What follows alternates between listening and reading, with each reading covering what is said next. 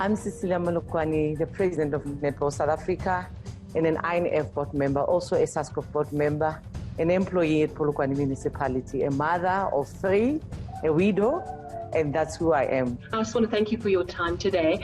And I'd like to start by asking when you discovered you had COVID-19 and how you think you got the disease. I don't think anyone knows how they got COVID-19. I went to the UK.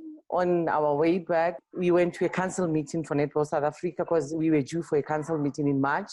Then I went to my doctor and then we talked. He said, okay, let's take you for this because you're from overseas. I went there and I made my test. And after I did my test, oh, Sally, when they came back, something that I was not expecting at all because I've been in the country for some days and I didn't have any symptoms. When they said positive, my world changed in a second. What did you feel in that moment? Anxiety, fear, depression.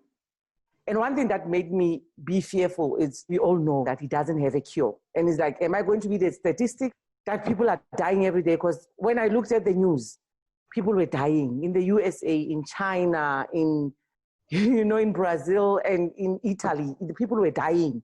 And I'm like, oh my word, what am I facing? And this was back in March, quite early into our lockdown. So you were one of the first South Africans to actually have COVID-19. How did the news of your infection go down with your family and also in the workplace environment? You don't want to know.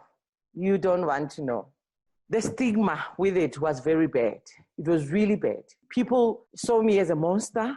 Saw me as somebody that would infect them, somebody who would kill them, actually, simple as that. And that was not good. The community, I remember the other day when kids were just passing by my house and they were spitting on my gate and covering their noses, Sally, like this, covering their noses, and it was bad. I don't know if coronavirus was in me, was on the streets or in my house or anything.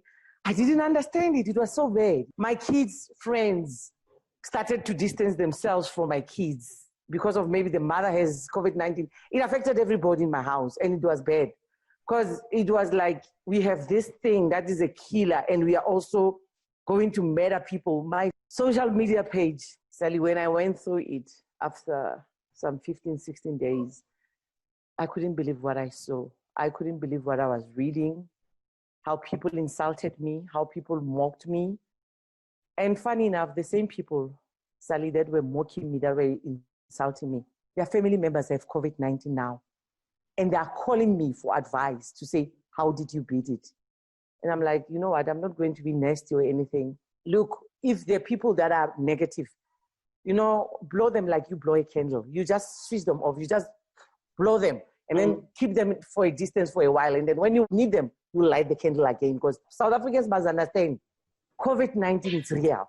It's not a story. Take me to the toughest moment in that isolation. Take me to that moment where it was the darkest for you and what got you through, because a lot of people battle in isolation. The darkest moments. It's when people are even become emotional. It's when people who used to call you, who used to talk to you, people that you thought were there for you are now becoming your enemies, are now becoming people that don't want to talk to you, that don't take your calls. It's when you sit alone and you think, God, am I going to make it or am I not going to make it? God wanted me to come and talk to the nation. God wanted me to come and spread his word to say, he's a living God. He's a God that will make people like us to go out there and say to people, come on, let's fight this together. We can do it. Cecilia, thank you so much. It was really, really lovely. Such a beautiful message. Thank you, Sally, and stay blessed.